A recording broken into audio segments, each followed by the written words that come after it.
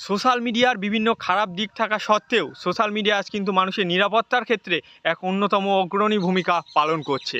দেখবেন রাস্তাঘাটে ড্রাইভারদের কাছ থেকে অনৈতিকভাবে টাকা তোলা থেকে শুরু করে বিভিন্ন সরকারি এবং বেসরকারি অফিসের ঊর্ধ্বতন কর্তৃপক্ষ তার নিচে অবস্থিত কর্মচারীদের অনৈতিক এবং আনঅফিসিয়াল বিভিন্ন কাজকর্ম করতে বাধ্য করা থেকে বিভিন্ন রকমের খবর কিন্তু আমরা পাচ্ছি, যেখানে রাস্তাঘাটে বিভিন্ন মহিলাদের উপর সেক্সুয়াল হ্যারাসমেন্ট এই ধরনের বিভিন্ন খবর কিন্তু আমরা সোশ্যাল মিডিয়ার দৌলতে দেখতে পাচ্ছি। এবং তারপরে প্রশাসনের কাছে কিন্তু এই সমস্ত ভিডিও যাওয়ার পরে তারা তার উপযুক্ত কিন্তু শাস্তির ব্যবস্থা এবং তার উপযুক্ত স্টেপ কিন্তু তারা গ্রহণ করতে পারছে।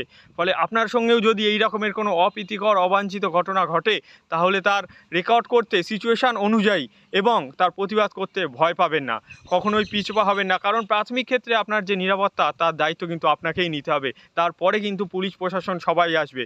সুতরাং আপনার সঙ্গে যদি কোনো এই ধরনের অবাঞ্ছিত ঘটনা ঘটে, অবশ্যই তার প্রতিবাদ করুন, রুখে দাঁড়ান এবং সোশ্যাল মিডিয়াকে একটা অস্ত্র হিসাবে ব্যবহার করুন।